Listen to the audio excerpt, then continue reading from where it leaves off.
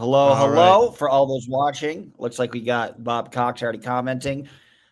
First as always. So yeah, talking with Enri, there's been some general criticism about kind of following the streamer wars, whether it be Aaron or DOA, and a lot of this has nothing to do with actually bringing harm or bringing down Scientology. Enri actually is kind of quietly and assiduously. So we're going to talk about the death, I believe, of Stacy Moxon and what the actual reality of that death was. Of course, the extensive story 25 years ago.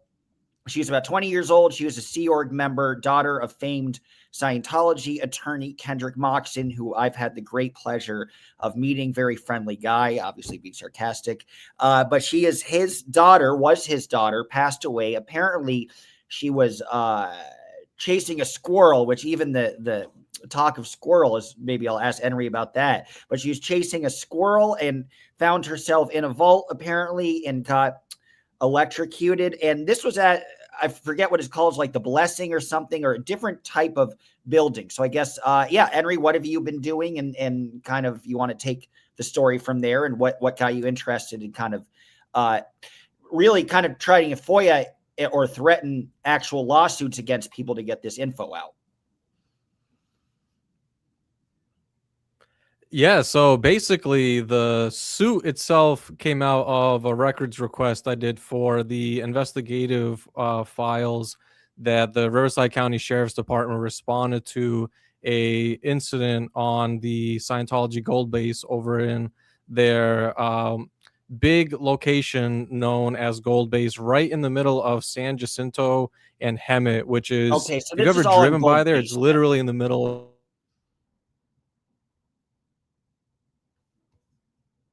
torture compound. Everybody that tries to leave that has some sort of ideology or ideation of wanting to escape and what they call as blow, they send them there to basically enslave them and make sure that they don't rat out. So that's where she was last known. Her whereabouts were that the official narrative, anyway, is that she was a groundskeeper, had worked as one for quite a bit, and while doing her routine groundskeeping tasks, was seeing herself in a tragic accident of sorts, falling on a live 7,200 volt electric wire, and that ultimately led to her untimely death.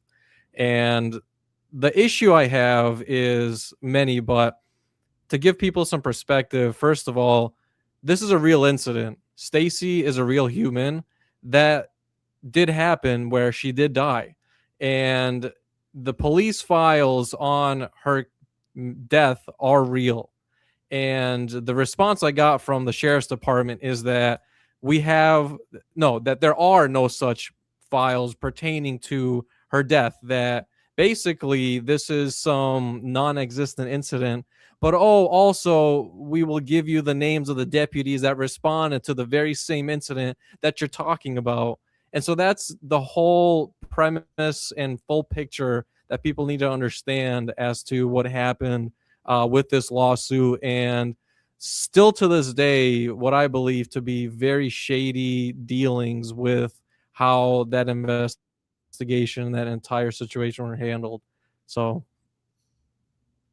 Interesting. So yeah, it was, so she had some reason, I believe, to experience some sort of stress because she was married and got separated from her husband. Her husband remained in LA, and she put in a request simply to see her husband, simply to visit. She got that request denied. And there's a good stream that Claire Headley had, and she talks about Stacy's situation. And Claire felt that had Stacy been in LA to see her husband, she would have remained there. I don't know if she would have blown from Scientology or would have been transferred. So there's a lot of reason to feel like it was ruled a suicide, that it could have very well been a suicide over an accidental death. So what do you feel was first off, what do you feel was incomplete in this police report? They ruled an accidental death. Was there an autopsy? Was their wound consistent with an accidental death? So yeah, what's in that initial police report that seems interesting to you?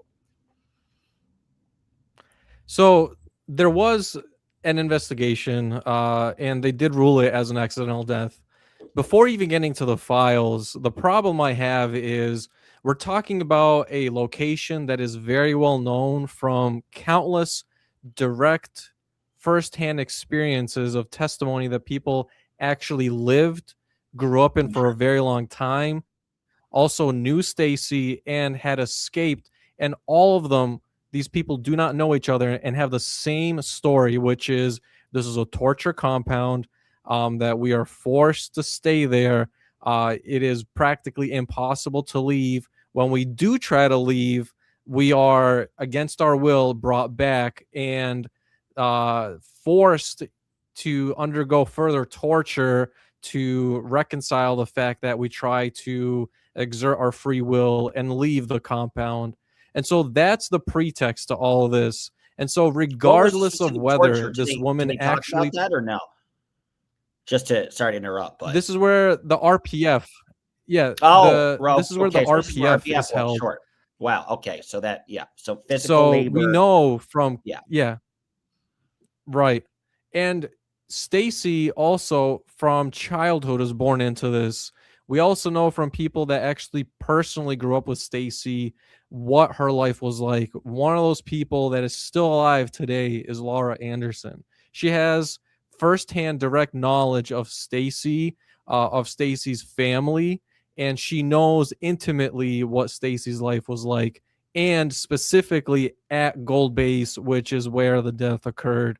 And so all of that preponderance of evidence, regardless of what they said the findings in this situation to be, she very well might have had strong ideations of wanting to take her life. That is irrelevant because you have to look at what led somebody to that point. As somebody that is a prosecutor that is competent, that is what every murder case is based off of. What actually resulted in leading up to the incident itself, because the incident itself really is not all that incidental. It's what led up to it. And so based off everything I've read from the Headley's video interviews, from the book that the Headleys wrote, to testimony I've heard from Nora, that to testimony I've heard from Laura, conversations I've had with them, it all leads to me that there was many people, many factors leading up to this person inevitably losing their life as a direct result of their influence over her. And absolutely, in my belief, based on all this information, based on what I read on the police files handed over, there is probable cause enough for this to be heard by a jury rather than just be admonished under bureaucratic red tape. Let a jury hear it and let's see what they say about all this evidence and what they have to say. That, frankly, is what a competent prosecutor and a DA should be doing. And so that's my take on the whole situation. Well, so what was in that initial police report? What was the explanation, and was there any suggestion of follow up, or what were it? I haven't read it, and you probably can't remember word from word, but in general, so what was kind of went down? So they talk about who responded. They talk about getting a call, and they talk about the people that were interviewed at the base.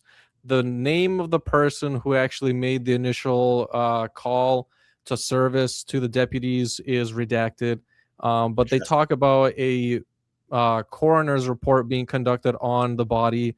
And I can tell you from the witnesses that they obtained on the police report from the deputies who responded to the Scientologists, there's countless other examples that have shown that people who are in Scientology that are responsible for overseeing people like Stacy to make sure that they don't, leave, those people have a clear pattern and practice of being completely disingenuous. And the only way to really get at the bottom of what they're saying is you compel them on the witness stand, and you just rigorously go through and you cross-examine each and every one of them. Gina Lard is a great recent example of this, where actually at the Los Angeles Board of Neighborhood Commissioners, the guy that's the sitting president of that commission, he was actually a deputy DA at the time that Gene Allard sued Scientology for false imprisonment, and he won. And that guy, who would then Len Schaefer, who made testimony on that case, testified that during his investigation and testimony and cross-examination of Scientologists, he made it very clear that they had all severe inconsistencies, that they were some of the worst people he's ever had the displeasure of taking testimony from, and they had such a ingrained pattern and training to lie, and none of their stories added up. And so he ruled that they were just not credible witnesses. And so to take entirely just their testimony is in and of itself, in my opinion, a grave injustice, and shows that really, again, this should be heard by a jury and let them determine if they're innocent, then they're innocent. And if they're not, then issue the appropriate conviction and sentencing. What was the coroner's report conclusion? That there was damages to the body, that there were basically sort of almost what you would expect of somebody touching a live wire. But the problem is, this was my background is in power systems, and when you touch a live wire that has that much high amperage going through it, it basically, what happens to you, to not get gruesome, is imagine the stories you hear about people going into space where you have cold boiling, where the opposite of when you heat up a pot of water, you have that happens to your internals, and it's basically like Jello on the inside.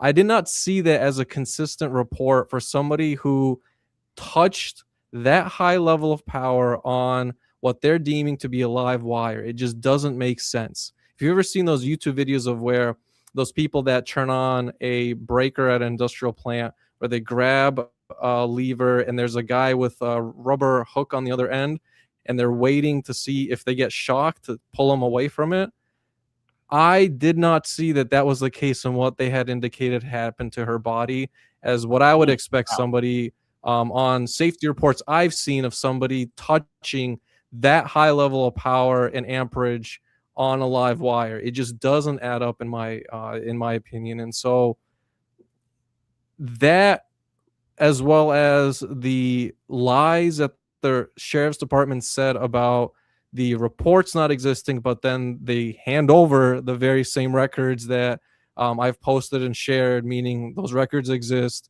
The inconsistencies with testimony, you had to sue them essentially, or threaten to sue them to get that record open, when previously they said I had to sue. Exist. Right.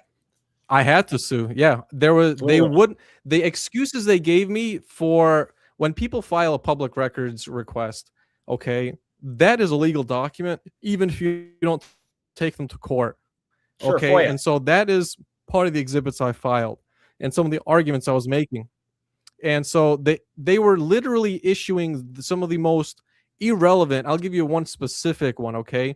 They said the files are not cleared for release because they're exempt under Senate Bill 1421. To put that in regular language, Senate Bill 1421 in California only has to do with officer-involved shooting. When a cop draws a gun or there's another gun that goes off at the scene of an incident, that Senate bill literally establishes a floor of what records to release at a minimum. It does not say that files are exempt from release. It tells you actually the opposite. It says there's a minimum amount of files you have to release.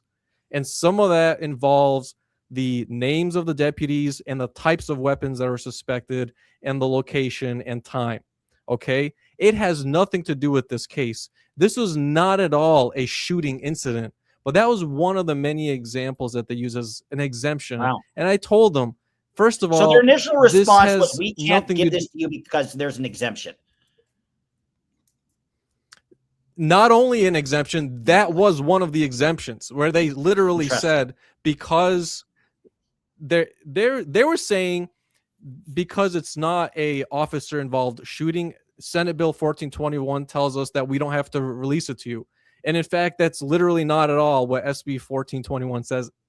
It's Wow. not at all relevant. They literally pulled it out of their ass, and that's not the first time they did this whole back and forth, because I challenged them on it and I told them that you're outright wrong.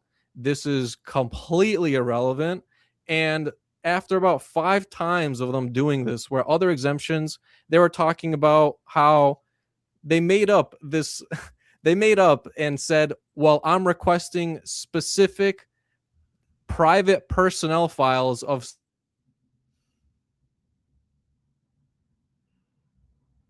what I asked for. I never asked for any disciplinary records.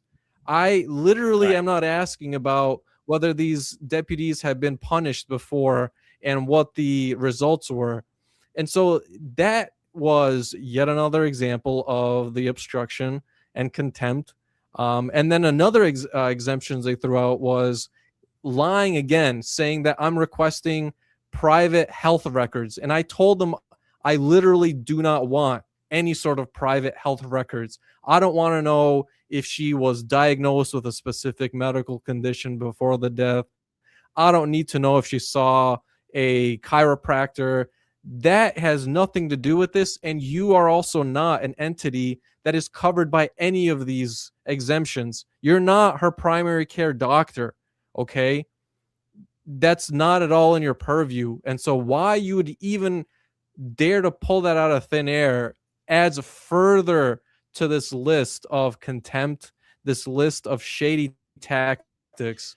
And yeah, I mean, it was only through suing them that I could compel them to hand over the records. Is that unusual, to get stonewalled like this from a case that's 25 years old? I'm wondering if that's a typical response or not.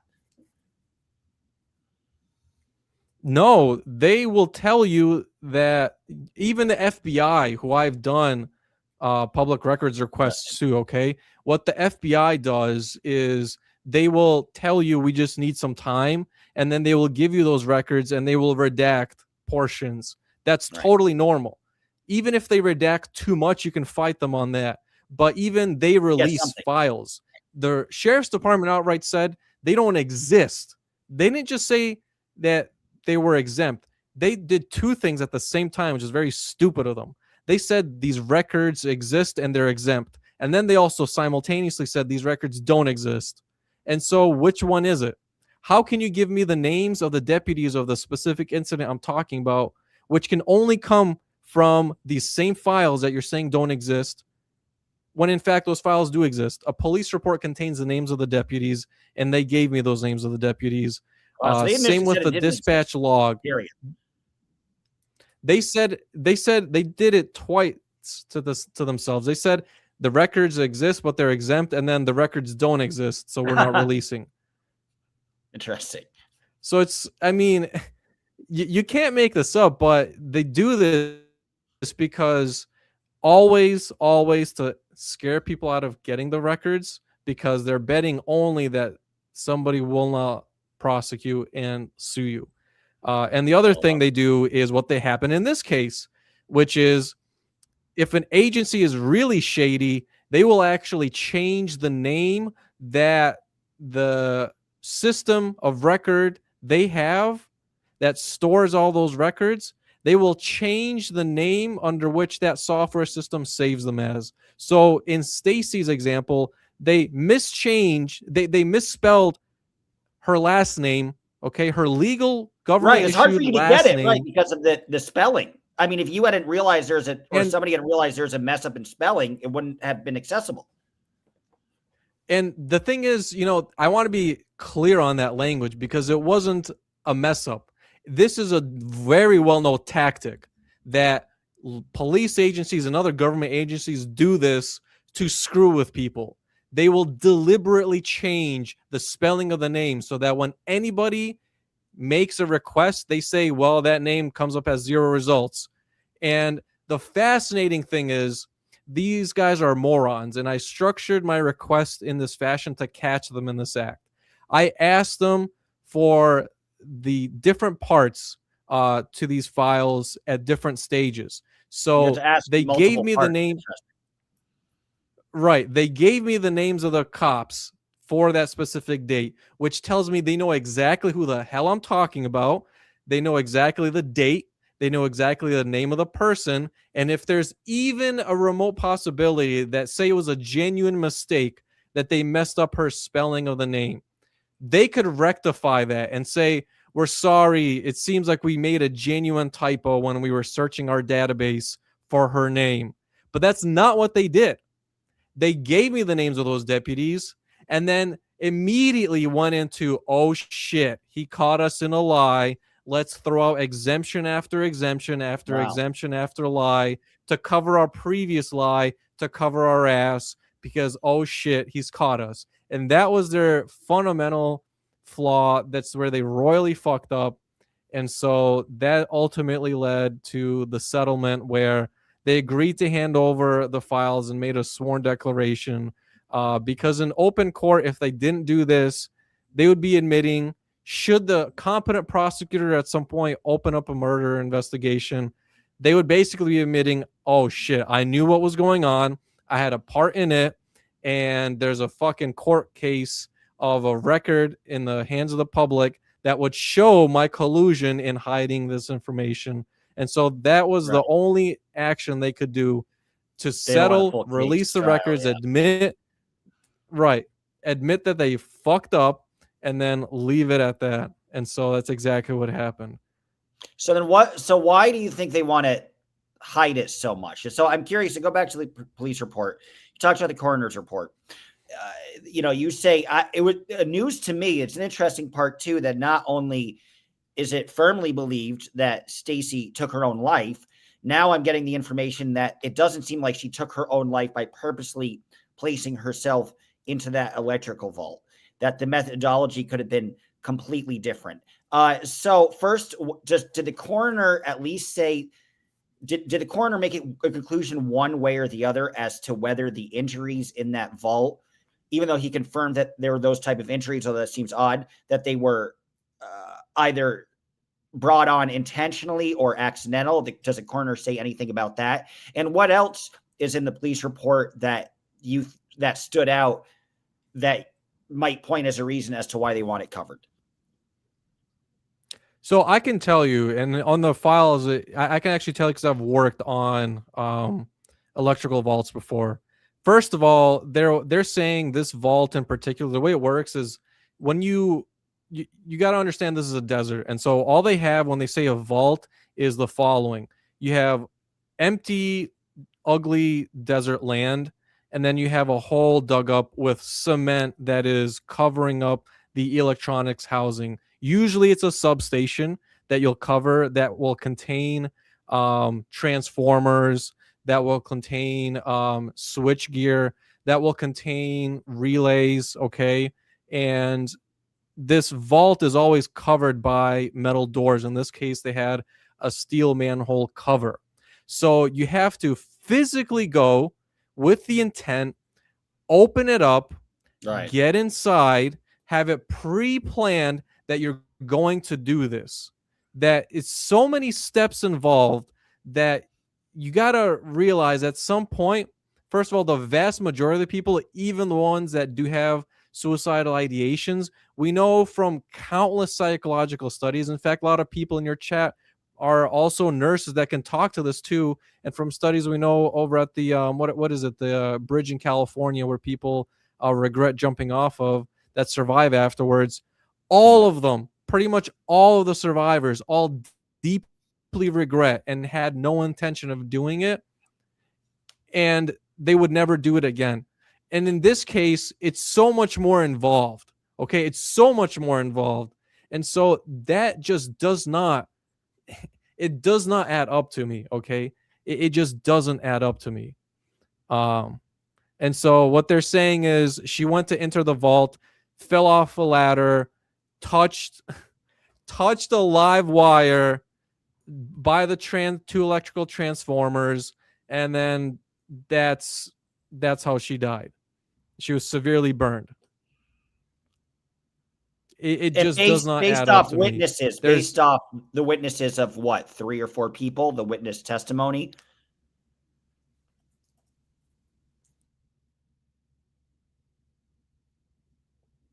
You might have gone. I think you froze. they contacted. I hear you now. Yeah. Now you hear you.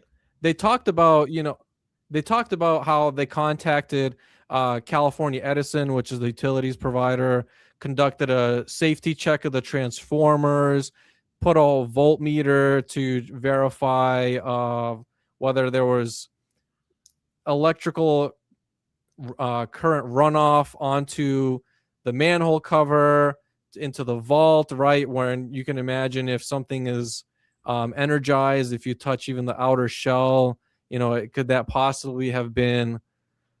So there was also a coroner in California, OSHA respondent, and all of these people that they did interview with. Those details are in there. They talk about a security gate in the fire extinguishers that apparently the Sea Org members that run the security for the personnel. I mean, the problem I have. So they tested out to see if it's physically possible, I presume, essentially. Yes. So what they did is basically that somebody put on an electrical shock prevention suit and head over to the vault where the smoke is coming from, spray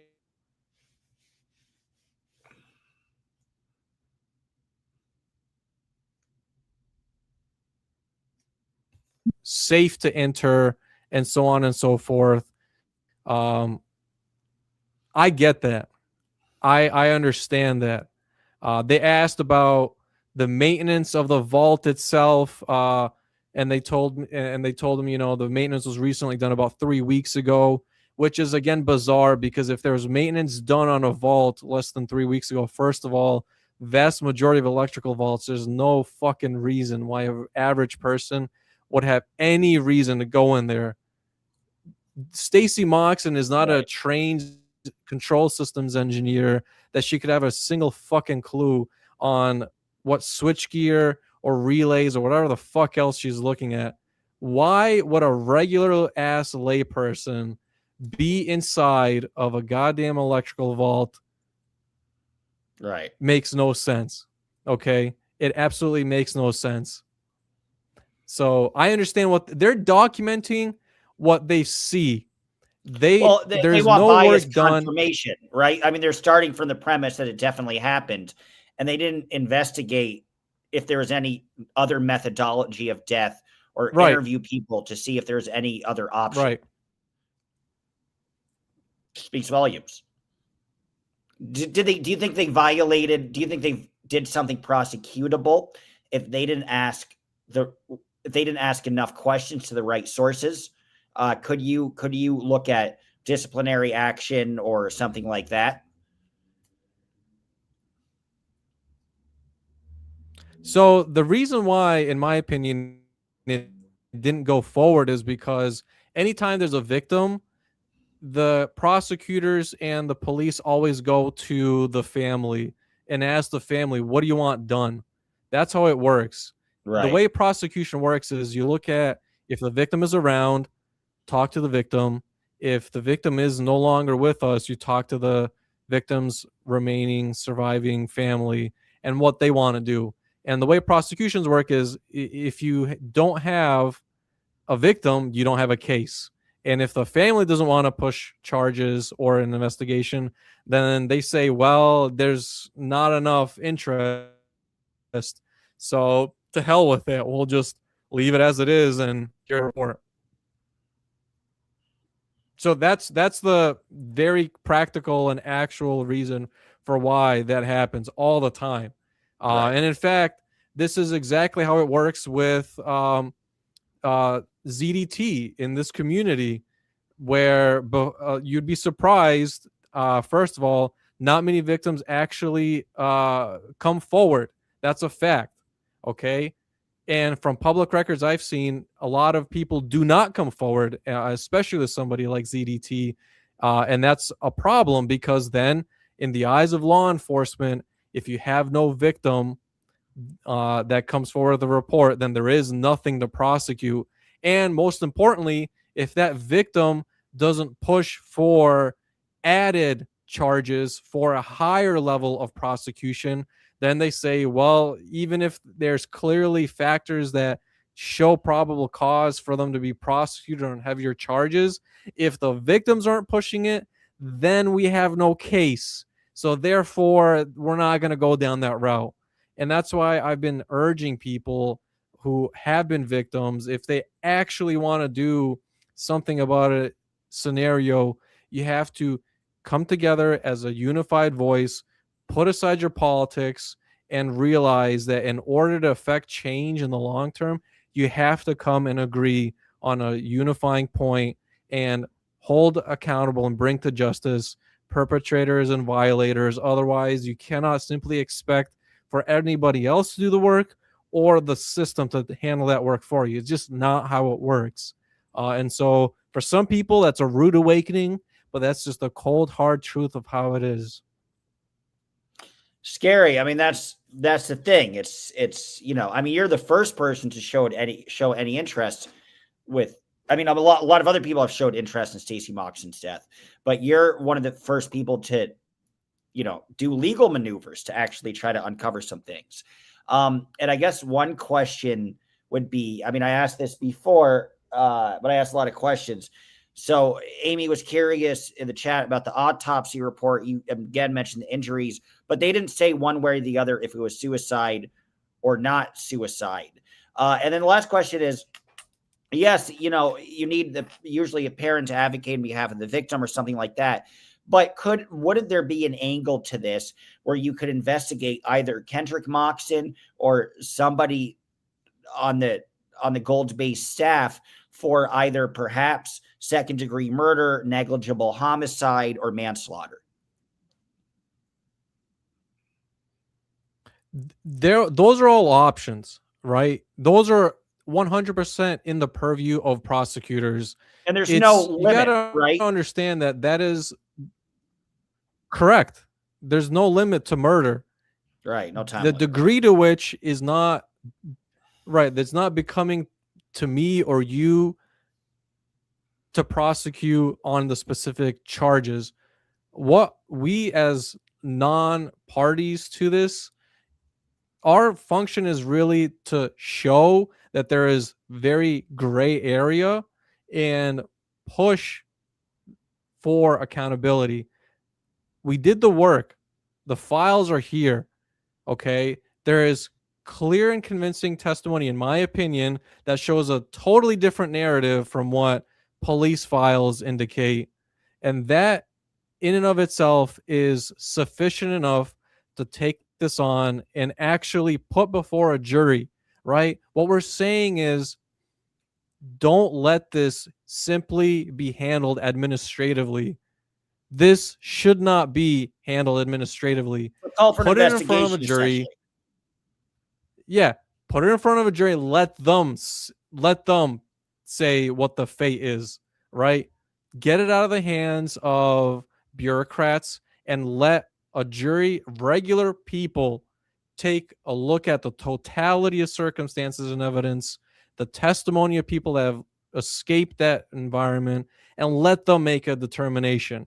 And that's a scary thing for a lot of people, because vast majority of the time, regular lay people look at situations like this and reasonably come to a conclusion that, you know what, there's something here and we really need to hear the whole story.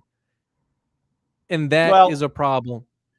Yeah, it's just like with the situations with a lot of the therapeutic boarding schools, the so-called wilderness therapy programs. People have been prosecuted for facilitating unsafe enough conditions that have led to death. And that death could be accidental, and that on even if everything were accurate, that alone is something worth following up.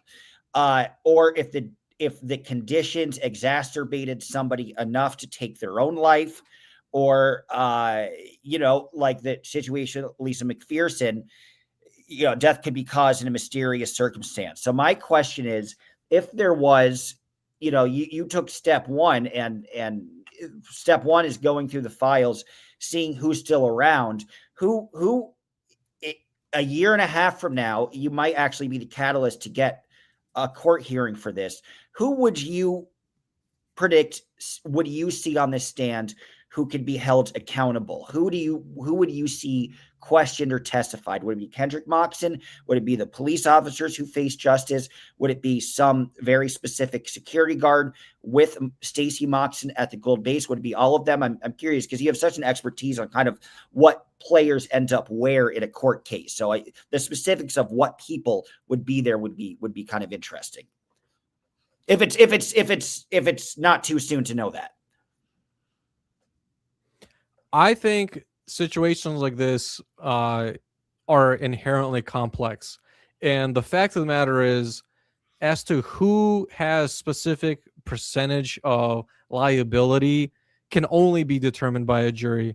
What I'm saying, simply put, is that there is significant grounds for probable cause based on the conditions of that environment, what Stacy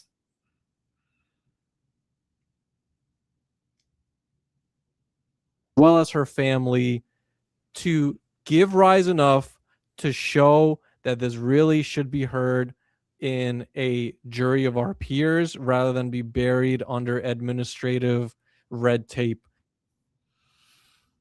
Right. And then that's the discovery phase, right? You subpoena those people. Acts that day. Right. Subpoena them, get them on an open record, let the public see what happened, and let them determine what the fate of these people are rather than continue to let it be buried. It is not a coincidence for a police agency to hide and go to the extent it did to bury a simple records request, a very simple one. Okay. Even LAPD, as much of a pain in the ass they are, they will release files like this with redactions. They don't hold it entirely. They release files with redactions, and that is normal, routine, day-to-day tasks that they do, which is fine, right? I'm fine if they withheld stuff and by redaction, but they said no, and I was specific in how I worded it. I asked them even for the incident ID of the report, which would show me nothing, right? An incident ID is completely useless. It's a randomly generated digit that has no bearing on anything unless you specifically work for that agency and specifically have access to that software system. Otherwise, it means nothing. They would not even give me that.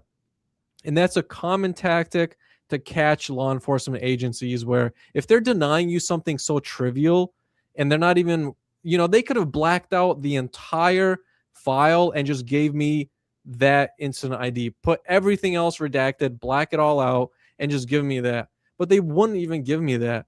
Okay. There's a rhyme and a reason for doing this. And that's the thing that I'm basing all of my conclusions on. That's the reasoning that I'm using. And so again, that's the actual determination that I'm making, that there's enough shady tactics for there to be probable cause for an investigation and for a jury to hear. Let the grand jury hear all of this information and let them come to a conclusion on who they're going to indict, and let them hear it rather than have it be buried under administrative paperwork. This is the problem. We know that testimony given by Scientologists on high-profile situations like this are fundamentally, they don't hold water, okay? We have various deputy DAs and DAs literally saying that on record their testimony doesn't hold water. And so that in and of itself is a problem, because the files themselves are literally taking testimony from these same people to use as their basis of conclusion. And so the reasoning does not add up there. You have, at the same period of time, people who were protesting outside of that space and were getting arrested for speaking out about people who are trapped and enslaved in that compound, as well as people who were discovered at the county government agency itself to actually be on the take of Scientology. One of those people was a Riverside County Board of Supervisors member who had received direct political donations and actually enacted an ordinance to make it illegal to protest within a couple 100 feet of the specific gold-based site. And so that series of evidence shows you that there is enough here, again, for a probable cause to be met. Let a grand jury hear it and let them determine what the fate of these people are, rather than bury you under administrative paperwork, rather than bury you under any sort of other legalese or other obstructions. And my interest in all this, I think people, I have no real vested interest in Scientology. For me, Scientology is nothing more than a medium to catching government officials doing criminal shit. And this is a perfect example. I caught the Riverside County sheriffs, which is who my real interest is, doing some highly suspect shit. And I caught them doing it repeatedly. So much so that I sued them over that activity. And there's an open public record now of them admitting in so many different ways that they hid this information and knew what they were doing. And so that's always been my main focus. Even when I was prosecuted in LA, I knew that I would be prosecuted, right? I knew that that is a very high probability of happening. I didn't really have a problem with that. The problem I had is this was something so stupid that any competent prosecutor would not take this on, because it ties them now to the agency. It ties them to this criminal activity. And so that was my whole interest, to link the current city attorney, right? Because we know from other previous years that Bass is a Scientologist and she's on the take. But the direct link. Wait, you think she's a straight up Scientologist? You mean Scientologist allied? You do not get invited to speak at those private commencement events unless you have a direct affiliation to. Wow. I guarantee you she probably took at least one Scientology course. You don't get to speak at those events unless you do. And her answer was she had no idea who they were. Maybe she had a friend who had money who told her, like, hey, speak at my cool Scientology opening. And she's like, oh, okay. And didn't know anything about it. Hashtag Caruso was right. Yeah, Caruso was right. Caruso's a moron, first of all, an absolute incompetent moron. And Mejia should win because Mejia is the only honest politician in all of LA. But besides that point, she did know because she had to have known, because the only thing Bass deals in is land deals. And one of the biggest landowners in all of LA County is Scientology. They own so much goddamn property. It's ridiculous. And so she 100% knew who they were. And that is the point that I wanted to make with tying a prosecutor, the city attorney, to Scientology. And I think I shared it with you. I just haven't uploaded it to YouTube yet. But I actually recorded Heidi, the Los Angeles city attorney. I went to a public event. She didn't know what my face looked like, but she knew of my case and she knew who I was. And so I went to the Sherman Oaks Homeowner Association and I interviewed her about my case. And I asked her very plainly, do you know about this Enri guy who is getting prosecuted over this case involving some planners? And that Audit LA has been talking about these planners and this netting that they've been putting up to block people from the public sidewalk.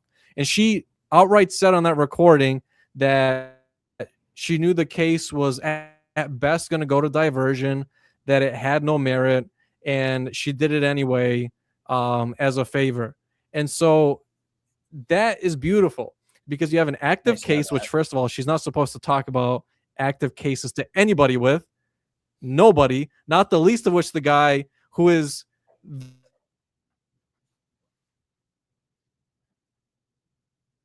So we have that now on a record. And this is great because this is what you want to get as a government official. And so the outcome of all the donations that people gave me for that pain in the ass that I went through for almost a year is I got deep, intimate knowledge of exactly how the city attorney's office works. We have a direct link to the city attorney to Scientology. We have a recording of her, which the FBI has, as I already went to them and shared with it, of her admitting that she prosecuted this maliciously and vindictively. And because of the support from people like you guys, we did it at zero cost. You know, I was able to get all my lawyer fees paid off.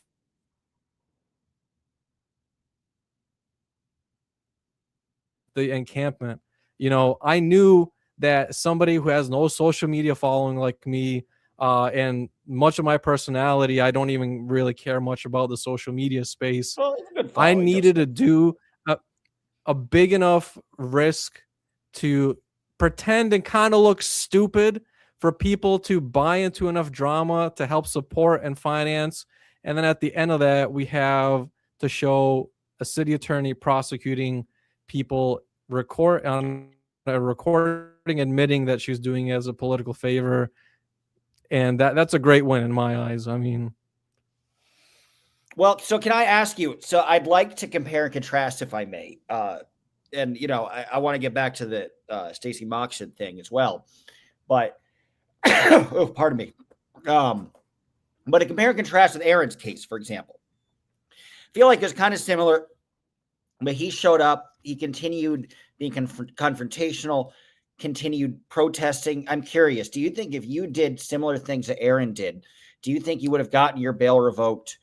Do you think they would have given you a much more minor version of the charge, or do you think this dude like made it 10,000 times worse for himself because of his behavior post arrest?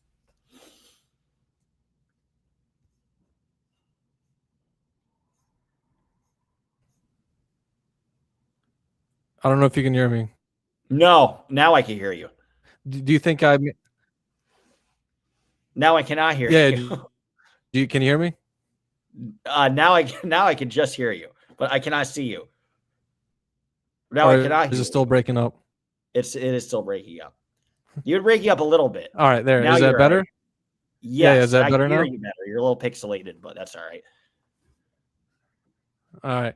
So I think you were saying about Aaron's case and whether he has made it worse and if it's similar. Yes, if you behaved the same way that he if you behave the same way that he behaved, would you have had your bail revoked, and would you have gotten the minimization of the charge that you ended up, it was ultimately a violation?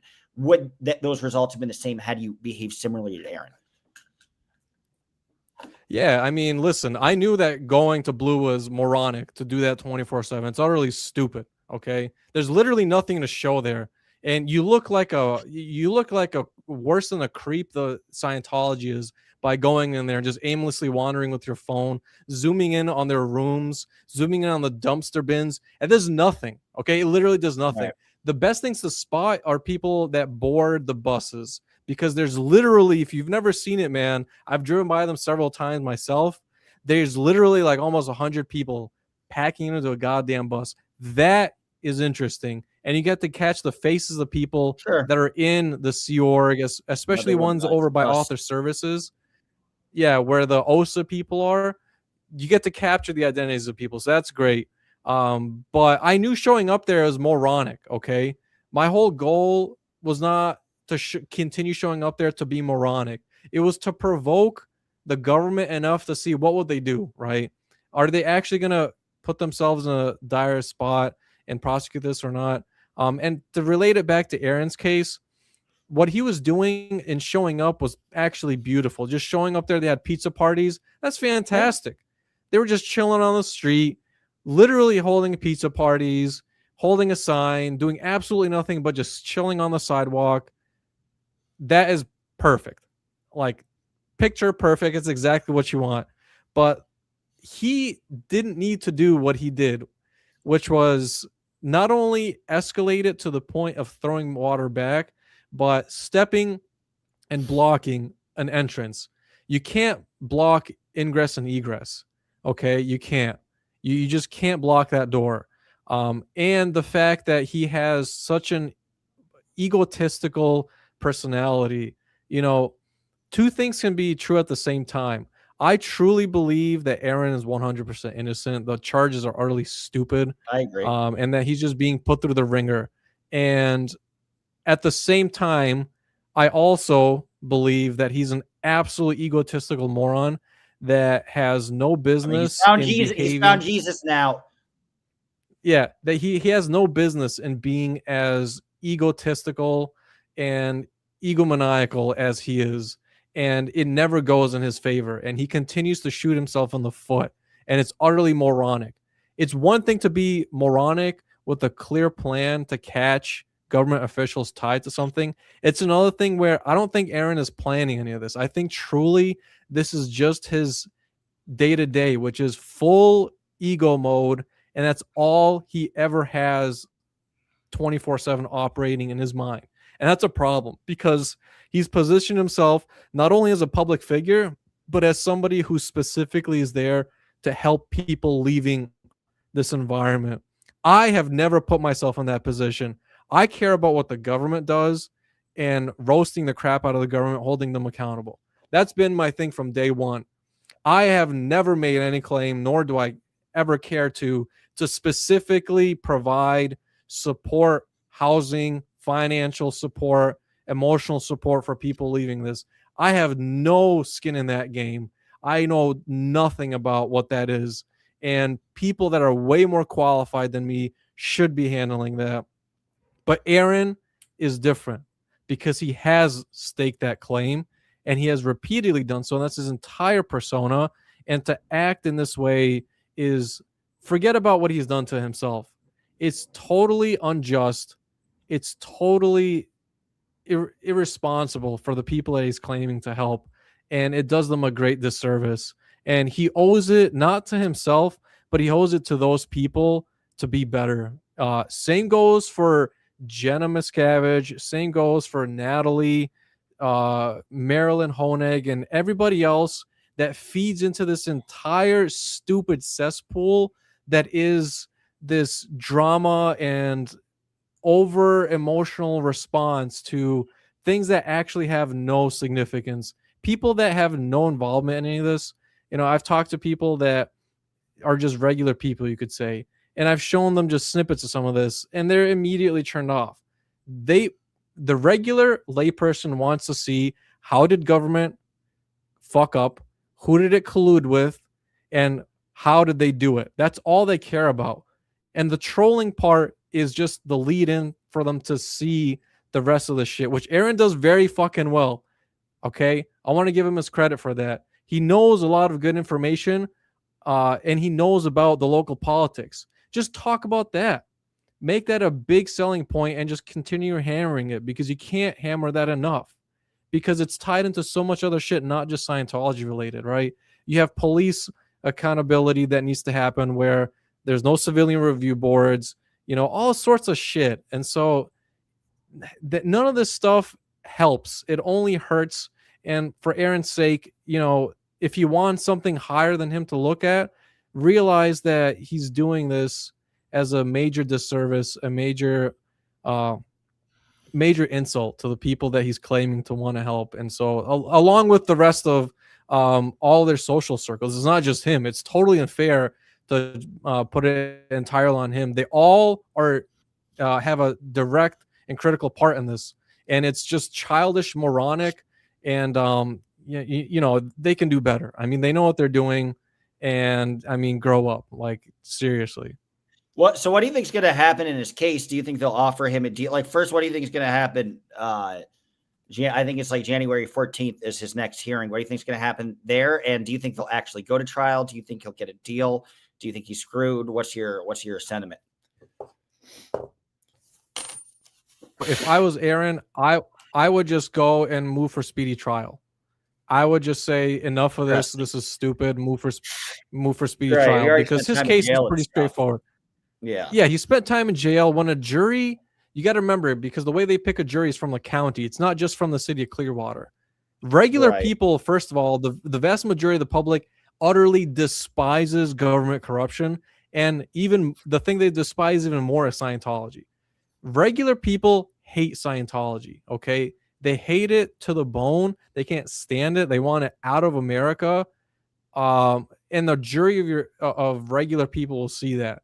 They'll see that this is a stupid case, that this man was put through the ringer. Regardless of what you think about his ego, it doesn't matter. The charges are totally stupid. And so let him be free.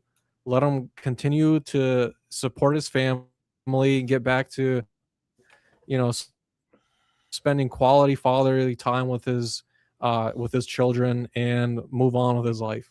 That's what I think would be the best approach for him. Just move for a speedy trial, get it over with. I mean, Bob Minton got into similar bullshit before, where he swatted his hand at a guy while he was on the phone who happened to be a Scientologist who was badgering him, ultimately got charged for it. And he did the same thing, move for a speedy trial. Within 5 minutes of the jury deliberating, they came to not guilty verdict. And that was it.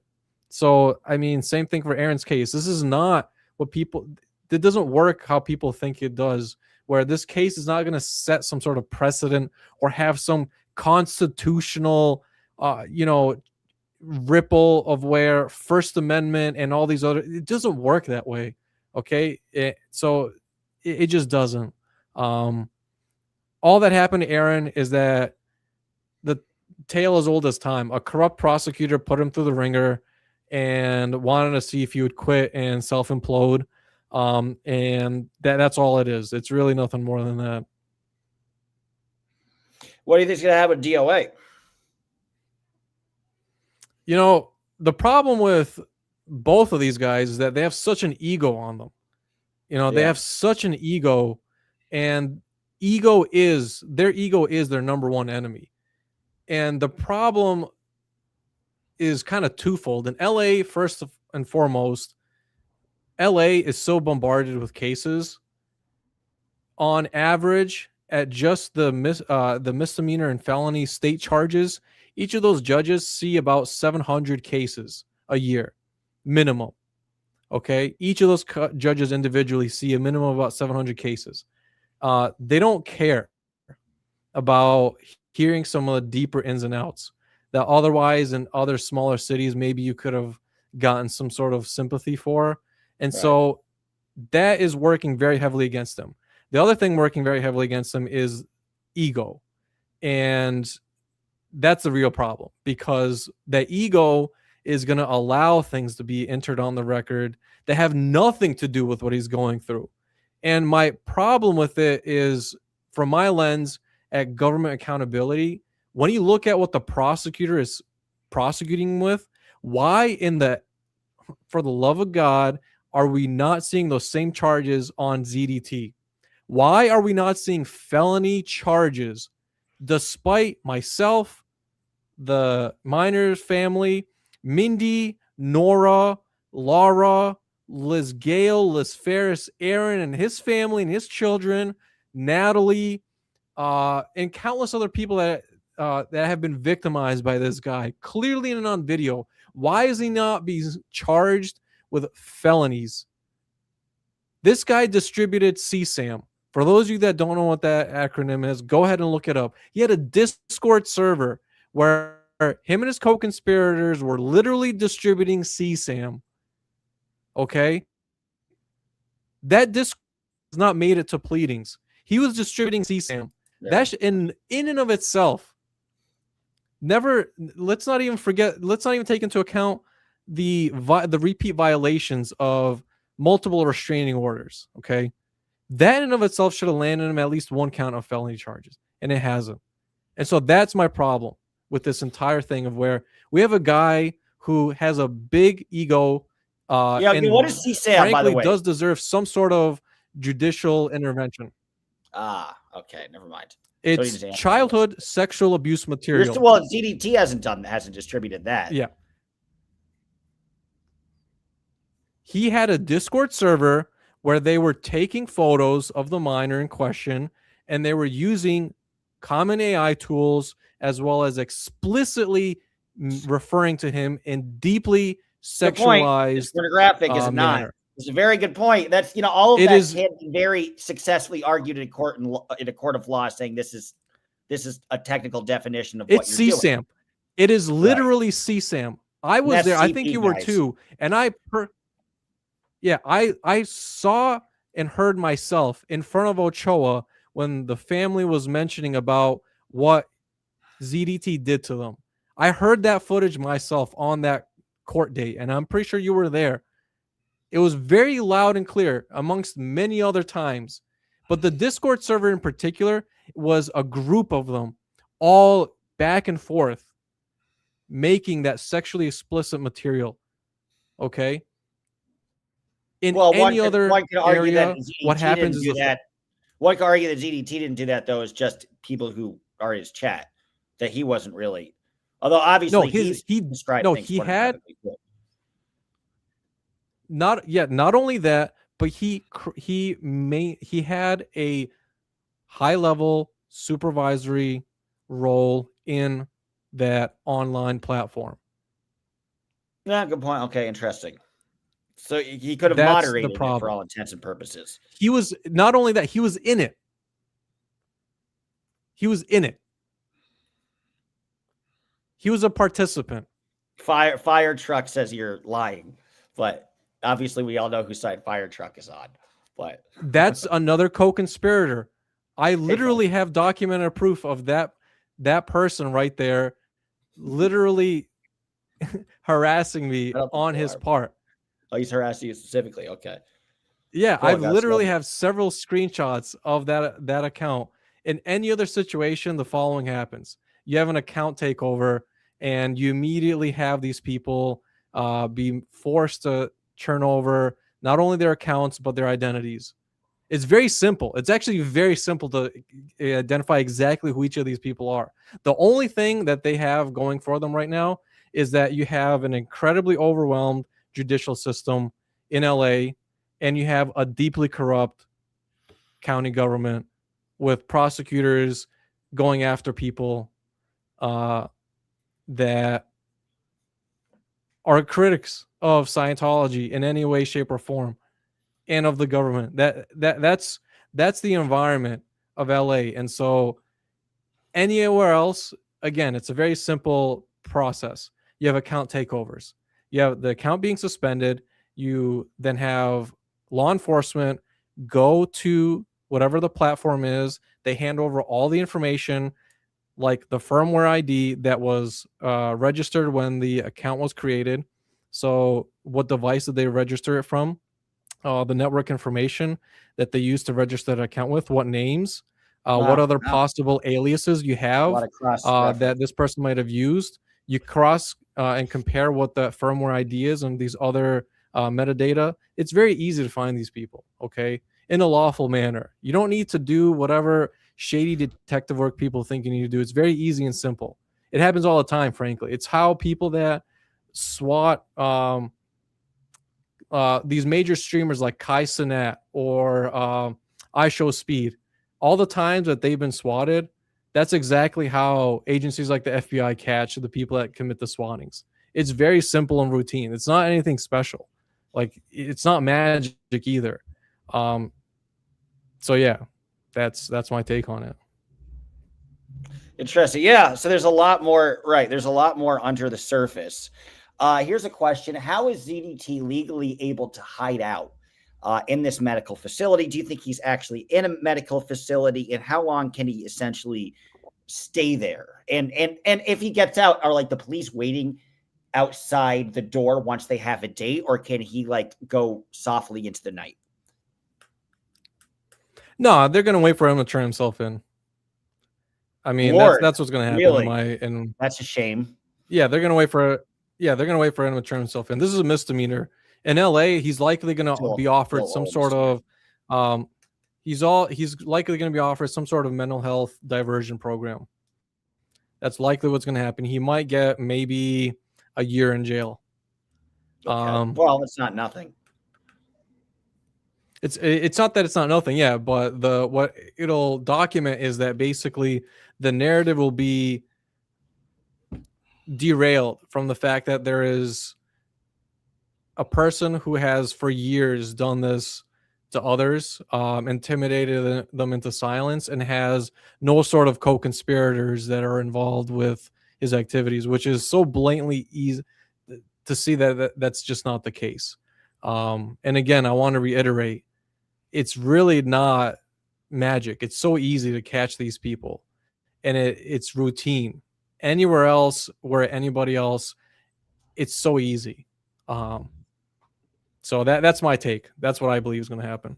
Toyota Stru is asking Dodge, ask Enri why would Scott defend ZDT? Has DOA ever defended ZDT? I don't know if he has, but I have no idea. If he has, yeah, if he has, honestly, that'd be very stupid. Like, which again, it's a possibility given how egotistical these guys are. Right. Who are the like? Why does ZDT have some of these hardcore fans? Do you think? Oh yeah, that's what I want to ask you. There are theories that ZDT is actually secretly working for Scientology. Do you feel that way? And if so, why? Why do you feel that would be the case? Yeah, I do feel that way. First of all, he's self-admitted as being a Scientologist. He was in it for quite a number of years. Well, sure. So that's red flag number one. Second of all, the people he exclusively targets are entirely a roster of people that criticize Scientology. And third of all, the intended outcome is to suppress critics of Scientology in any way, shape, or form. So you take that combination, the reasoning logic is pretty compelling that he's carrying out their orders, regardless to the degree that you believe he may or may not be doing it. The intended outcome and the past and his proclivities clearly show that to be more probable than anything else. Interesting. And does anybody know about the whole does anybody know how much he has profited from? Or is there any rough estimation, or do you have any rough estimation as to what he might have gotten in a year, or is there no way to really kind of figure that out? Well, I know a bunch of people were tracking donations that were made through super chats and Rumble chats. And again, even those accounts are very easy to track. We know 86 GOP, whose face I've actually seen. I know how 86 GOP actually looks like. He doesn't look like that LinkedIn photo that was sent. The Norm Macdonald guy that Scott presented.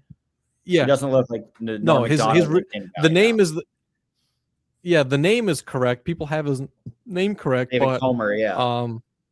Yeah, he's a wealthy individual who has donated brickloads of money, and that's a fact. But that's not the only supporter of his. And the other people that support him are a mix of people. You know, the internet is a crazy place. There's a lot of degenerate people out there that support degenerates like him. Sure. There's another guy who JD Delay was doing a sting on, who had a huge TikTok following, like 50,000-60,000 followers on TikTok, who yeah, I mean, this guy was making over six figures a year. What, in the period of 3 years or 1 year? Interesting to bring it up, Wantley. So wow. So there's money. And where there's money, there's motive. Made from this. Jesus Christ, jealous. Yeah. Where there's money, there's motive, which shows intent. Right. And the best part about the internet, and 95K. I'm sure a lot of people would. I wouldn't do the other stuff though. I wouldn't ruin people's lives and get them fired and get custody removed from them and call their occupations and say their mother is faking dying. And I wouldn't do any of that, but I would spend a week in jail. And there's also the record of a lot of the people that do support him have. One guy in particular that was over at Kaiser back in November last year with the miner and Scott. They were by the sidewalk, and Sheep Show was there, and he was. And I actually have that clip. I have it posted on my channel. Uh, he was saying the most sexually explicit things about a child on video in the Right. name of Tony. And so, again, we're talking about a clear organization of people that specifically are targeting a child. And the only thing linking that child to them is the fact that that child criticized Scientology and was documenting their activities. That's it.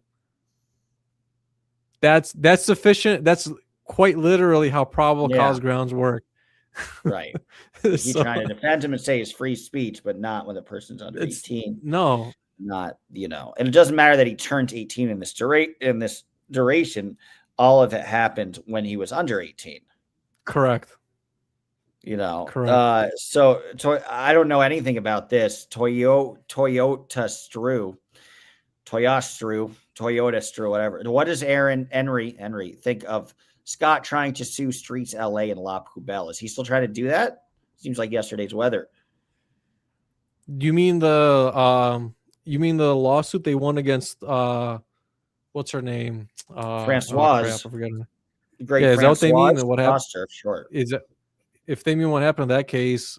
Streets' lawyer won against Francois, so Right. they wanted. Dorothy won an anti-slap. The Right. money was never recovered though. No. Yeah, the money was never recovered because turns out Francois is deeply in debt. And so they Dorothy stopped trying to collect, but yeah, I don't know if that's what they're talking about. Francois Coster just has shitloads of line of credit that she's taken out in debt, has over leveraged herself. Interesting. So that's and Dorothy did that, by the way, for free. Right. And she She's knew she wasn't going to get the cash back, probably. Actually. Absolutely, she did. Right. Absolutely. She's a killer lawyer. The fact that somebody like Dorothy out of the blue came up and represented Scott, represented Danny, and just took it on. I mean, what a legend. Like, Dorothy is a legend. Yeah. I mean, she's anybody who's been on her side, she's been effective. And with Danny, she was very good. That leads you to ask, like, what are the court cases that you're watching? I guess at this point, it's only DOA and Aaron. Well, actually, the thing I wanted to ask you about, was there any follow-up with the Leah Remini intimidation of witnesses or something lawsuit? Because I know there's a hearing a few months ago. And then with like the forced marriage thing, Scott, Gavin Potter, I believe the Gavin Potter forced marriage thing. Do you know, are there any updates with those two cases? Yeah, the Gavin Potter case, I believe they pushed off for needing, they called for several years to mediation, gather. Right. But they finally ruled that they can no longer mediate, as far as I know. Yeah.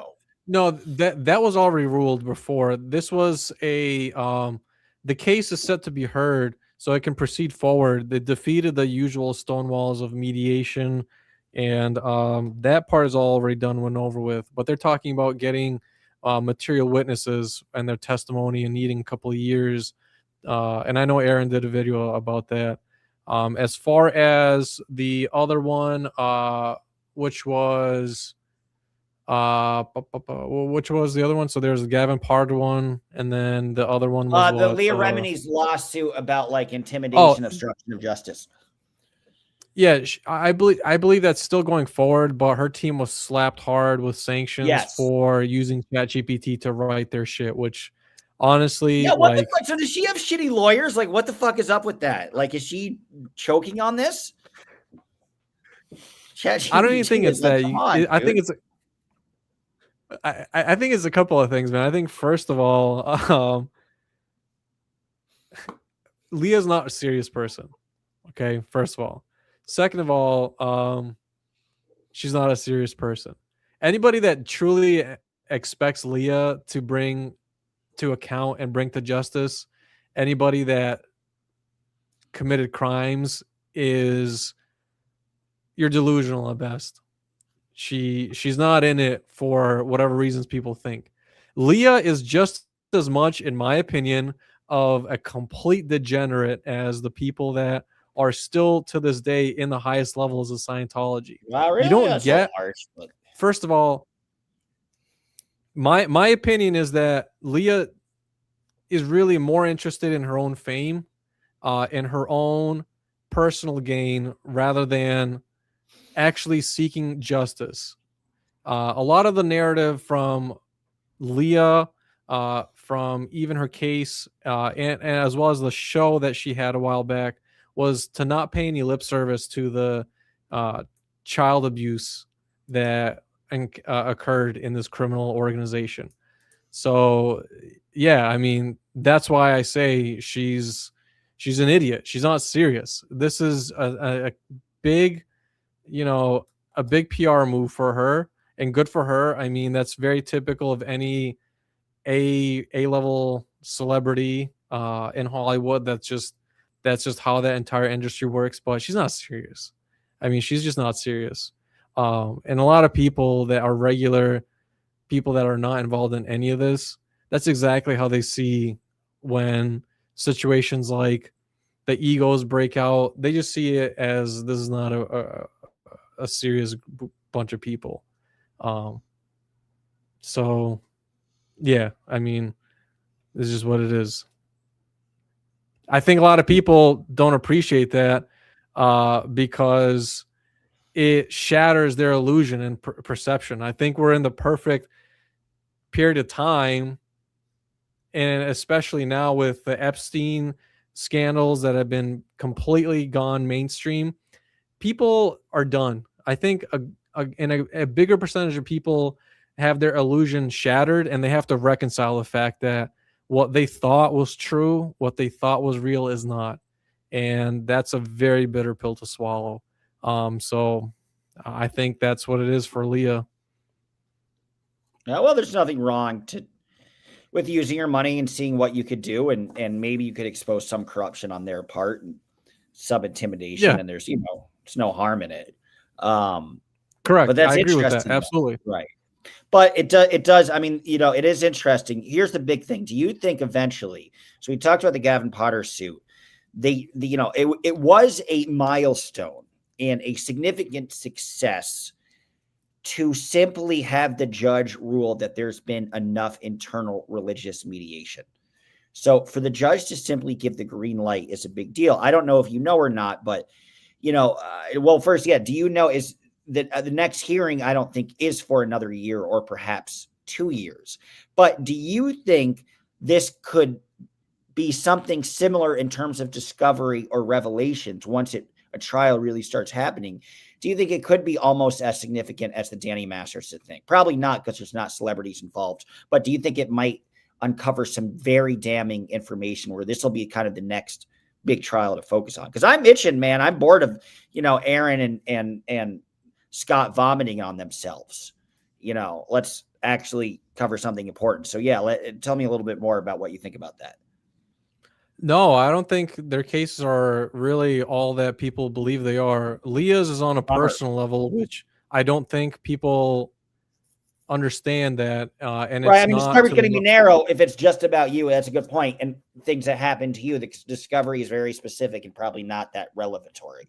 right, right. I think the most important part is actually, I think I told you this a while back, but I don't think uh, Aaron or Leah are going to be relevant in another year, frankly, because I Wow. think the most important relevance in all of this is actually the look back window that Governor Newsom opened up for people that were sexually abused and coming forward with their cases. And I think all of their states, if people were actually serious about this cause, which again, I've made it very clear this is not my cause. I just cared about the government involvement in things, but the people that are actually have skin in this game, if they were actually serious, what they would do is push for legislation and policies to open up similar look back windows in other states.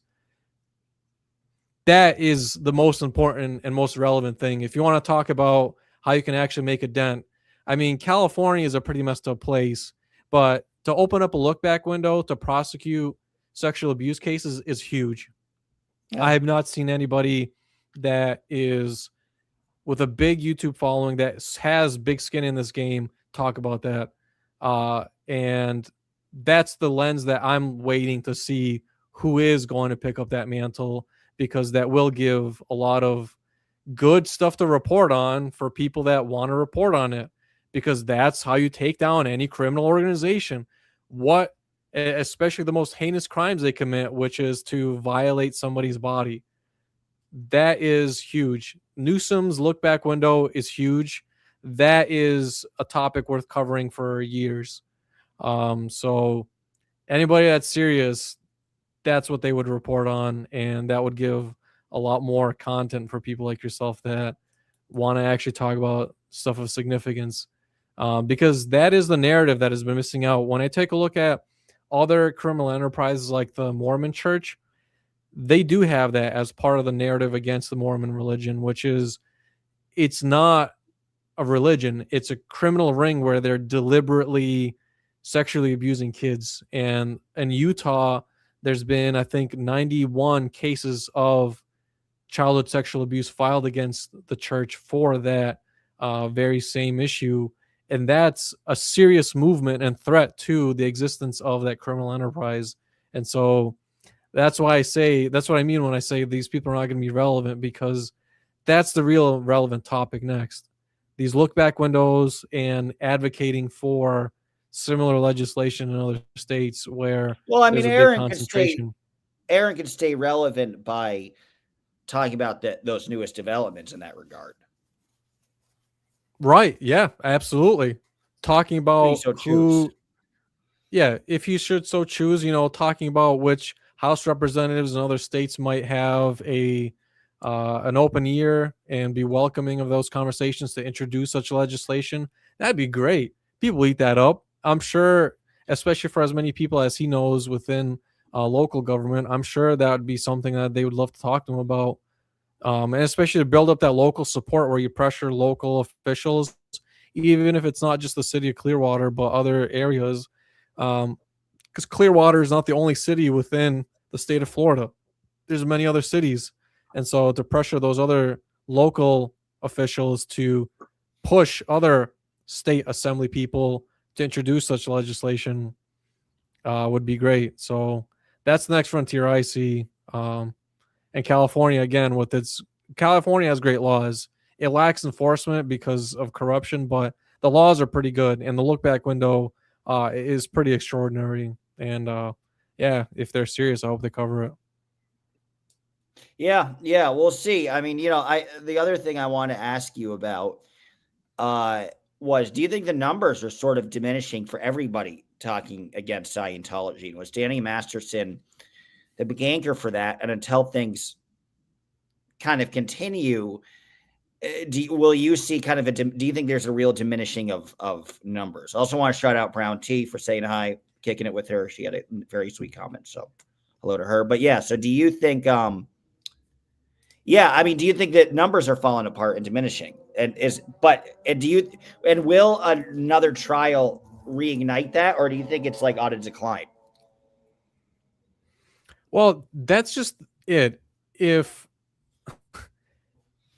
awareness is the lowest tier, right, where you make people aware of an issue, if you are actually serious about a cause, you have to figure out how to work in a larger collective to make long-lasting institutional change, which is the boring, non-sexy part.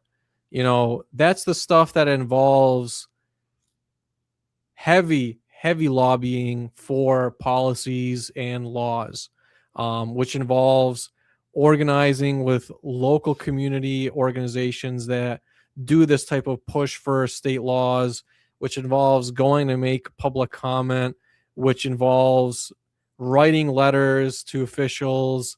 That's the type of stuff that is not so sexy. And most people just rely on the internet buzz. And I think what people like Will do particularly well, and probably the only thing I really think he does quite extraordinarily well, and the only thing he lays claim to doing well, is building a pathway for people that want to use that initial awareness and, you know, troll like content to, if they actually care enough and are serious about it, make some sort of better organized environment to do whatever long lasting institutional change. A perfect example of that is the Brown Act in California. The House Assembly member, Ralph Brown, who made that act, was decades ago. He did a bunch of other stuff, but really, the Brown Act still lives on to this day. And the Brown Act to have in other states would be fantastic, because it mandates that every local public hearing has to take public comment. And that is a great way to start having in other cities where people are in, to have people come forward and make a public comment about how they've been victimized and how government officials are tied to this entire criminal ring. That's a very, it might seem boring, but that's stuff that actually makes a difference. And sometimes, you know, it might take a good personality to figure out how to make that content sexy. But yeah, that's the next step with anything. That's the next step with any cause that people actually care about. And for most people, they are not willing for or able to, for a wide variety of reasons. But that's always the hardest part. Yeah, a shout out to Crackhead Kenny, by the way. I want to shout out to him. What are some actionable steps that one could take with the whole Stacy Moxon situation? I guess you're working on some of that now, but what can they post about? Can they post the files? Do you want to publicly release them? What's that next step? Yeah, so I've posted the links to the files on all over my social media. I've tagged different people. Cool. I've actually written to prosecutors, and I've gotten replies back, and I've urged them, you know, I've done my part. You need to investigate and open up a case on this. Other people like Laura and Nora, I think, need to also go and file a formal complaint and to prosecutors and come forward with any other information. Similarly, the Headleys, they need to go and talk to prosecutors, not cops, okay? Because cops, they can do whatever enforcement work afterwards, but prosecutors are ultimately the ones that file charges. So go talk to the DA, go talk to the U.S. attorney, have put up their contact information, and share with them anything you have. And if they want to talk to the FBI, frankly, I don't think the FBI field office in LA is any good. Go to another field office away from LA, and they will talk to you. And I know that because I've talked to them. And so that's an actual act that people can do if, and especially those people amongst others that have firsthand knowledge of that whole incident. I'm curious, do you think there are protesters that are doing it right that should be followed while we're here? Like I would suggest Audit LA or Down Under, Scientology Down Under, or Miriam from Denmark. I can't believe I'm blanking on the name. It has an alien icon. So I don't know. Are there any protesters that you look up to or follow that are not DOA and Aaron necessarily? Yeah, I honestly, I've just followed Audit LA. I think Audit is the gold standard. And if just repeat what Audit does, like is literally the simplest answer I could give. Just if you actually care and if this cause is something that interests you, do that.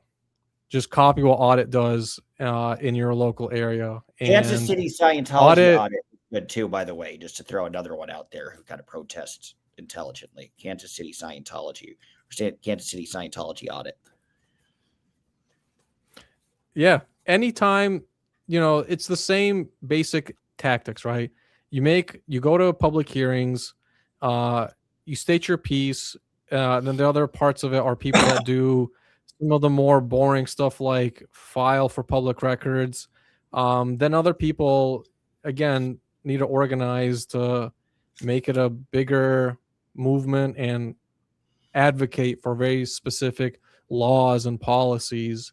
And all that takes quite a bit of effort and organization. And so, if people were actually serious though and they wanted to learn how to do that, um, Audit LA and some of the other people that you might, I don't know them, but I know Audit LA in particular does a fantastic job of showing you how to do that.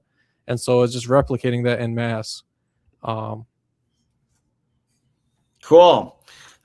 Speaking of A Voice Down Under, which you should all subscribe, I just mentioned her out in Perth, working on rolling out the inquiry of all states under here. How many states does Australia have? Like 6? It's much more manageable. It's kind of like Canada, where it's a lot less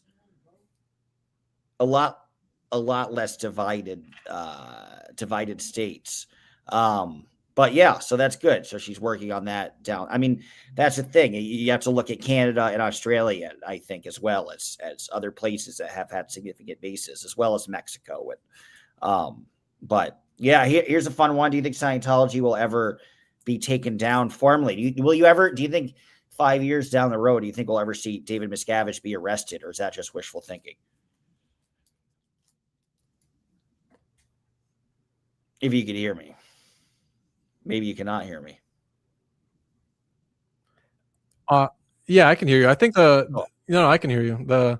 Honestly, at least from the American side, more and more people, especially when you take a look at Gen Z, they don't give a shit about religion. In fact, they deeply despise how criminal that religious institutions are. And I think overall, religion in America in particular is having a whole day of reckoning on how it'll look like. And I think we're living in a period that it's possible that we could see laws and policies really smacking around the institutions of religion, and either limiting them on what sort of investments and avenues that they can put money into, and limiting the people that can hold offices that have ties to religious institutions. And so that is very real. And I think it's really funny. As somebody that wasn't born in the States, I have a perspective that people who are not insiders to the US, which is that a lot of people, especially in developed countries in Europe, do not care much for religion. They, in fact, see it as one of the common biggest contributors to corruption and criminal dealings, and therefore ban it. Germany is a great fucking example. Germany is a really good fucking example. They do not care for it. And in fact, they ban anybody that has any involvement with Scientology from ever holding any sort of government official position. And they do a thorough check to make sure that you don't fucking have any of that.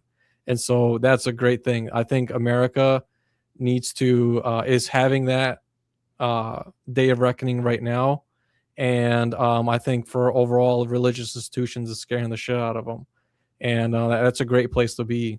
And it's just building up, just like we had the, civil rights movements, that same type of very unified front, but for this next chapter in America is very important to have. And I think the best time to do it is now, frankly, because of how deeply fascistic the U.S. has gotten and how many people have lost faith in those institutions. And to come out on top as somebody who does not have and advertise yourself as somebody who does not have that deep level of corruption and ties to all that, you're positioning yourself to be in such a good place because it's so easy to stand out.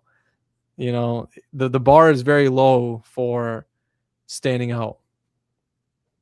Yeah, this is an interesting question. Toyota Strew says, asked, do you think the LAPD are getting tired of protecting Scientology?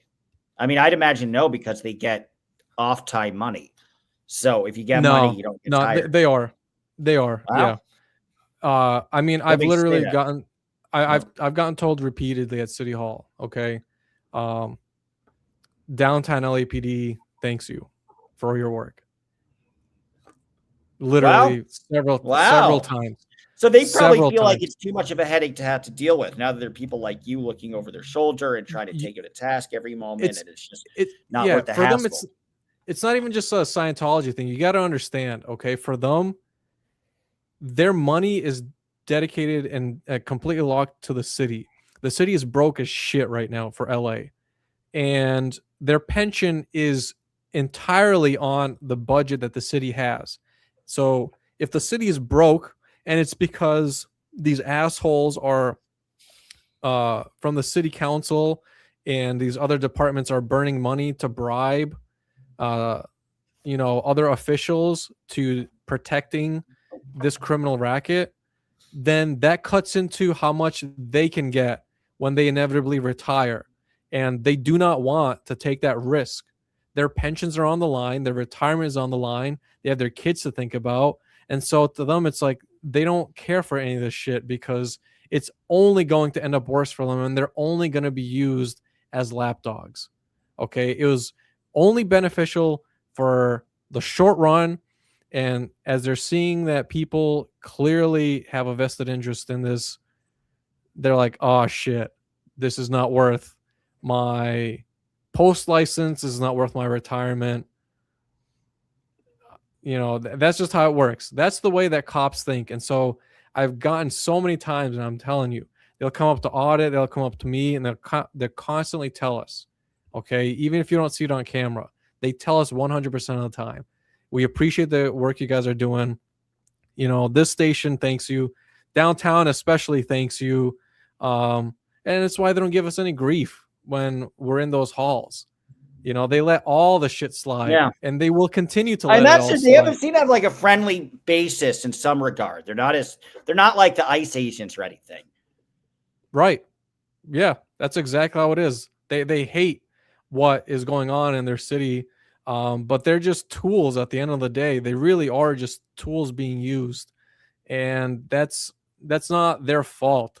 I mean, you can even see it a lot of people don't understand this because it's not as sexy. But for example, when you make public comment, the cops are the only ones that can actually kick you out of a room. They do not take orders on when to kick people out of the room if they're making particular I know that. comments. The president can issue that they're out of order, but that doesn't mean shit. The sergeant at arms ultimately has the full legal authority to say, yeah, they're disruptive, kick them out, or to say, no, like your order is stupid. What you're doing is stupid. You're trying to get me involved in it. I'm not going to take any of that shit. And so that they don't like being put in that position. And they say it all the time. Graciano, Duarte, all of them.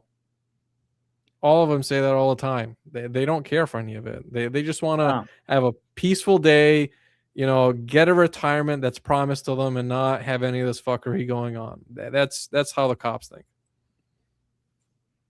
So that's good. It's not as an uphill battle as you think. Do you think Aaron and DOE's behavior turns off any potential protesters, or do you think it's largely self-sustaining? And there are people like you really doing, following through the legal maneuvers, and that's the most important part. Honestly, I don't think people care. Yeah, I don't know. I think I really. Oh, that's interesting. Yeah, a lot of people, not as many people are watching this stuff as people think, are they? Or really in their younger. That's a good point. Yeah, they're in their 20s that are doing a lot of this reporting work and getting like 6-figure levels of views. That's Right. great. Like that's fantastic. And so I really don't think people care. I really think the vast majority of people do not tune in and watch. So I don't even think they know who some of these characters are, to be honest with you. I mean, Aaron, yes, because he's been around the space so much, but some of these other characters, I really don't think people care or even know who the hell they are. And even if they did know who they are, they would not I don't think they No, should. there is an inflated sense of ego and self importance, right? And where DOA really only has about 10,000 subscribers collectively, and Aaron has a lot more. But then you look at his views of his lives and some of the videos, and they're not like that dissimilar to my views. There may be like my views might be 1/4 or 1/5 of the views he gets, and he has 10 times or 20 times the amount of subscribers I have. So yeah, Yeah. I wonder if that was built-in subscribers from the Masterson case, perhaps 80%, 90% of whom don't regularly tune into him. Yeah, they don't. And I'm glad that they have the subscribers. I'm again, multiple things can be true at the same time. And so clearly there's interest. All that shows is there's some interest in the topic at hand, but it doesn't mean that those particular people will continue to be relevant or that people particularly find them interesting. It's just that there's interest in the topic at large. And yeah, that's just how things go. It's like adapt or die type of thing. And most people want to see more of the how the game is played and how Scientology and these other criminal organizations are tied to each other. That's what most people want to see. That's where they're hooked on, and there's a lot of people that clearly have shown that interest. And I think different people and different personalities can do different things to address some of those issues. But at the end of the day, if people really want to make a long, sustainable change for this cause, like I said, yeah, that's the part that is not as sexy, and it's a lot harder to do. Because at the end of the day, you got to think about it this way, right? Say Aaron is no longer around. Would the change and would the advocacy live on and exist as fiery? And would that change still be around and seen 5 years down the road? And if the answer is no, and if it lives and dies with them, then that's not a successful. That's not a successful outcome. You can't have it tied to one persona or personality. That's just not how a long-standing change is made.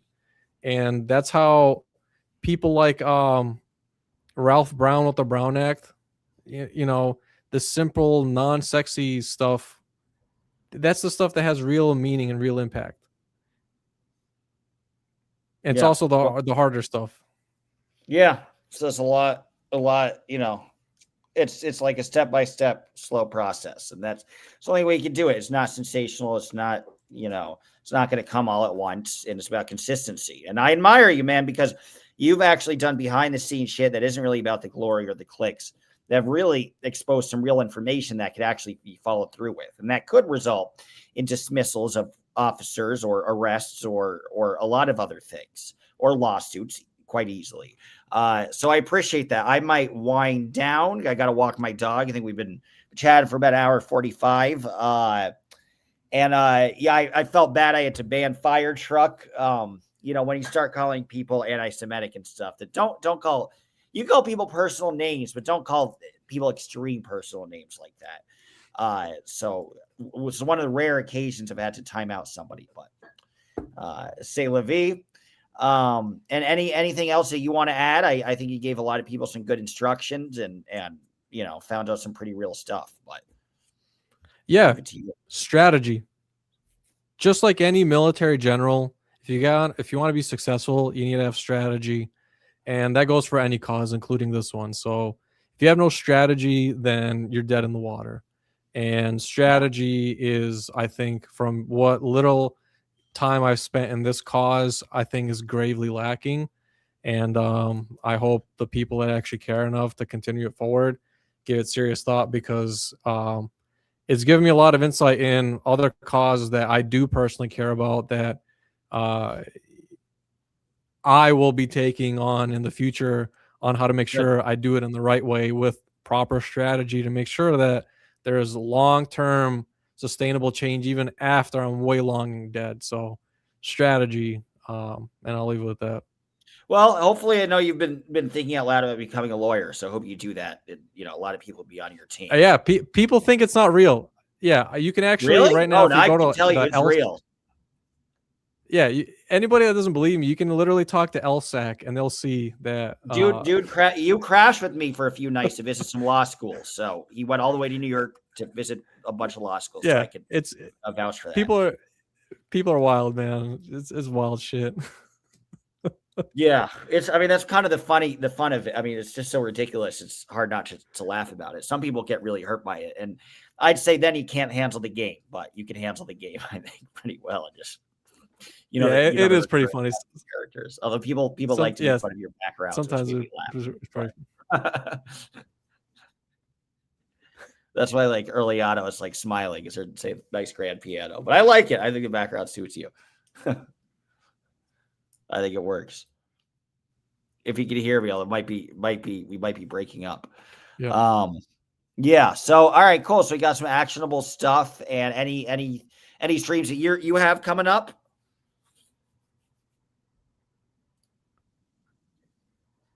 We might be very disconnected.